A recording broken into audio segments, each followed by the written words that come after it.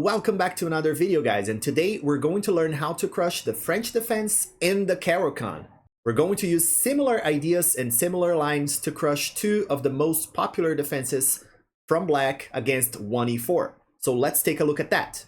So if you are an e4 player, you're gonna face off against the French defense and the Caro Kann defense very often because they are one of the most popular defenses from black against 1e4. So when you play 1e4 and your opponent replies by playing e6, you know that you are in the French defense territory, and you're going to play d4 against that. And when your opponent plays d5, which is the setup for the French defense, trying to hit your pawn here on e4, you're going to play takes. And this is something that French defense players in general don't like very much. They don't like to play the French exchange variation. And we're going to play the exchange variation against the French and the Caro Kann in a very specific line with similar ideas. More often than not, your opponent is going to take the pawn back. A lot of players don't like playing the French exchange, so you might see some resignations right off the bat. So I have seen this myself playing the French against the French, and when I take the pawn, they immediately resign. They don't want to play the French exchange. So that might happen with you sometimes, so maybe you can win your games right here. But what you're going to do is you're going to surprise your opponent. They're expecting you to play the boring French defense when you develop your knight, develop your bishop, castle, bring your rook to e1, and then maybe you push this pawn, develop this bishop and this knight. But that's not what you're going to do. You're going to challenge this pawn right away by playing the move c4, which is explosive according to Ben Feingold. So this move is taking us to the Monte Carlo variation, which is a variation in the French defense where we're going to be attacking this pawn right away. A lot of people are going to be saying, oh, but Victor, this is going to lead to an isolated pawn. So if black takes here, we're going to take back with the bishop, and then we're going to have an isolated queen's pawn, and that's very bad because it's a theoretical middle game. Yeah, let's leave that for the professionals. If we're not professionals, I am not a professional, we have to play things that are easy to remember, easy to play, and you can work around and find ways to attack your opponents and win games. It's a theoretical middle game for professionals, but for us, this is just typical middle game. And this pawn, believe it or not, if your opponent takes, this pawn is not going to be a weakness. It's going to be rather a strength, and you're going to be pushing this pawn against your opponents, maybe even sacrificing it in the future. And I swear to you guys, this is a very solid line, and it's very aggressive against the French defense. Your opponents are not expecting this move. So what they're going to do is, more often than not, is they're going to develop their knights. And we're going to be doing this this c4 push in the Caro Kann as well. And after that, developing the two knights here.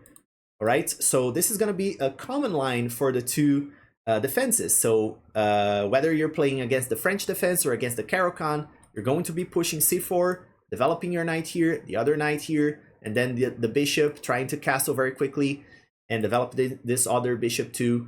Maybe the queen is going to find a place right here. So these lines are pretty common, and you're going to be playing similar lines against the French and against the Caro. So you're going to be developing your knight here, a knight to c3 first, and then after bishop b4, let's say, you're going to develop your other knight to f3. In the French defense, you're not going to take this pawn. You're going to let your opponent take it first so you can recapture with your bishop, right? So that's the idea. If your opponent takes the knight here, doesn't matter if it's against the French or the Caro, you're just going to take it back with your pawn, and you're going to have a defender to this central pawn, so it's not going to be a big deal. So whether your opponent, if your opponent in any case takes this knight, you're just going to take it back with your pawn. So don't rush to take this pawn yet if you're playing against the French.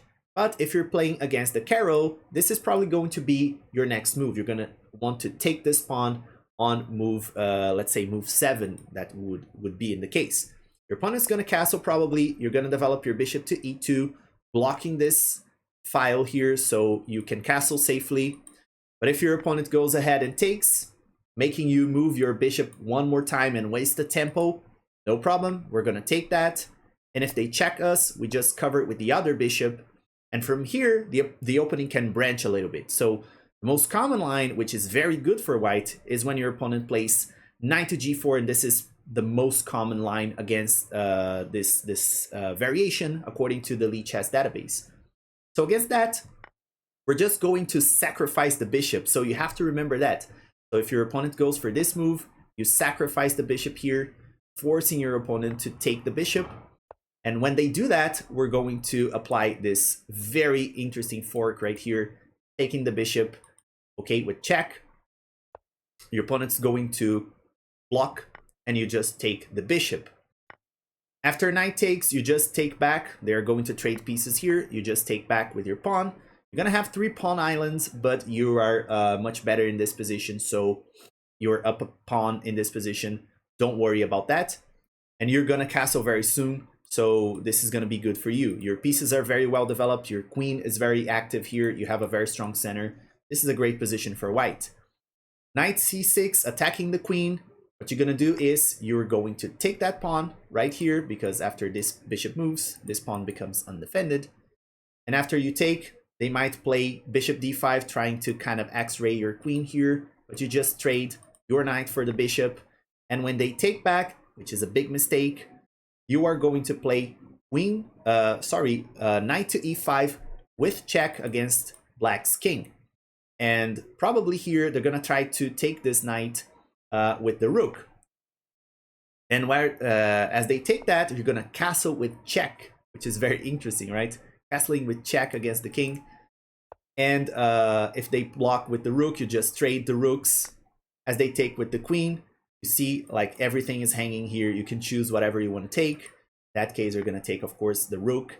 And we are up an exchange here. And we are up 2 pawns as well. So this is pretty good, a pretty good result for white. Of course, your opponent doesn't have to go for this move if they don't want to go for a knight here to g4. They can actually move, for example, the bishop and play bishop to e6. In this case, the bishops are facing off. You're just going to trade the bishops and castle. Your opponent is going to probably try to develop some pieces here. So here in this case, they played c6. This is the most common move. You're going to play queen to b3. This is a typical move in this line. You're going to be aiming against this weak pawn over here, since this bishop is not here anymore, forcing black to defend that. So as they trade the bishop for the knight, you just take back. Oh, in that case, you don't even take back. It's a much better move to just take this pawn that is here in the corner and attack the rook. So you take the pawn. After bishop takes, you take the rook. They take our rook, and we take their bishop in the corner. And this is much better for white. We just have to get this queen out of here, maybe trade queens because we are up material here. So that's much better for us. Another move that can happen here is knight to d5 instead of knight here to g4, right? As they play that, you can just simply castle. So remember, you're going to push here, develop your knights, develop your bishop, and castle. So this is pretty much what we do. If they trade, again, remember, you just capture back with your pawn. They're developing the bishop here to h6, and you can centralize your queen, and you have all your pieces developed here. All your pieces are very well developed. Everything, you have open lines here to attack, open lines here in the center to attack. This pawn is not isolated anymore, is defended. So this is a pretty good line for white against the French defense. But you can play a similar line with similar ideas against the Caro Kann as well. We're going to take a look at that now. All right, so here we are against the Caro Kann this time. So we're going to play e4, and your opponent's going to play c6, preparing the move d5 here, which is going to be threatening our pawn on e4. We know that. We're going to play d4 ourselves, and after d5, we're going to take. This is the exchange Caro Kann, but they're not expecting you to play c4 in this position, and this is the Panoff-Botvinnik attack, which is quite similar to the Monte Carlo variation. Difference is that your opponent's not going to have this pawn instead of this pawn, so it's a minor change, and our central pawn is gone as well. So we're threatening to take this pawn. We're not actually going to take it right away, but we are contesting this central pawn, and your opponent's more likely going to defend it with a knight move. And again, remember, similar ideas. You're just going to have to develop the knights here. But against the Caro, right after developing the knights, we're gonna have to take this pawn. We're gonna want to do that because it's much safer, and that's what the grandmasters usually play against that. So they're gonna develop their knight, you develop your knight, and after, let's say, bishop to g4, we're gonna take the pawn in the center.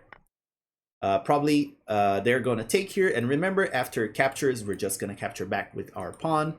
Let's imagine that situation, and whether they take here, you're gonna use your queen, right, to capture back. So what you're gonna do here is same idea. You're gonna develop your bishop and try to castle very quickly. That's your plan. Your opponent's probably going to play e6, trying to free up this bishop, develop this bishop and castle. So what we're gonna do is castle right away. After bishop to e7, let's say, we're gonna play h3, challenging this bishop and asking a question to it, like, where do you want to go? Do you want to take? Do you want to go back? And they can play both moves.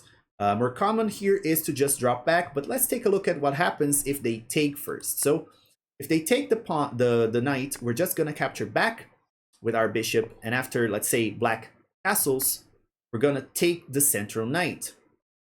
And exchanging these knights, our opponent is also going to have a isolated pawn. So it's an isolated pawn against another isolated pawn. This is equal game. So we're gonna develop the other bishop, defending the pawn there. And after, let's say, bishop to f6, rook c1 to the open file, we have all our pieces active and developed. Let's say black plays this, trying to hit this pawn. You have many moves that you can go for here. You can try to defend this pawn by just pushing it. But all your pieces are very active. You have the bishop pair. This is a great line for white. But more often than not, your opponent is going to choose to drop the bishop back. In case they do that, remember that move that I talked about against the French defense? We're going to play the same move here, queen to b3. This bishop is over here. It's not able to defend this pawn, so this pawn is a weakness in these variations. So let's keep our eyes open for this move, for queen b3, okay? It's going to be a key move in several variations, in several lines, as in the Monte Carlo and in the Panoff-Botvinnik attack as well. Knight to b6 to cover this, because, you know, the knight is now blocking, so you can't take this pawn because the knight is in the way. So what you're going to do here is play d5, which looks like a pawn sacrifice, but it actually is. But you're going to have a compensation for that, right? So you're attacking this knight. They are forced to do something with this knight, move it away or take this pawn. And more often than not, they're going to take the pawn. And by that, you're going to play rook to d1, pinning this pawn to the queen. And it's suddenly very hard for black to defend against this. And if they castle, let's say, you can go ahead and take this pawn because they cannot take it back, you know? If they take back with this knight, you always have this pawn hanging right here. You can take back with the queen, with the rook, and you have this bishop over here, dislocated. That's going to be under attack as well. So let's say they take. That's probably what they're going to do, right? This pawn is now a very weak pawn, and now we can take back with the rook here. That's exactly what we're going to do. And suddenly, we are hitting everything here. We're hitting this. We are hitting this. And that's very hard for black to defend. So if they play, for example, queen to c7, trying to hold on to this pawn, they're going to end up losing the bishop in the corner. So, and we have a very open center, very open game. All our pieces are very well placed. This bishop needs to be developed yet, but we have the bishop pair again. And in this position, we are winning. We are up a piece. And that's a great game for white. So remember, against the French or against the Caro, go for that c4 move, exchange variation first, right? And after your opponent takes, you're just gonna play c4. Just in case they take, you take back with the bishop. And you know what to do, develop your knights here. In the Caro, you want to take this pawn in the next move, but if it's the French, you just develop the bishop and castle, and you have a great game of chess to be played. And that's how you crush the French defense and the Caro Kann, with a similar line, similar ideas, and keep your eyes open for moves that are typical in these variations, thematical, like queen to b3 here, which is very common. And remember some ideas where you develop your knight here, and if they take, you just take back with the pawn. All the ideas are very similar, whether you play one of the openings or against one of the openings or the other, against the French or Caro Kann. So that's it for this video, guys. If you liked this video, don't forget to like and subscribe to the channel for more, and I see you guys as always in the next video.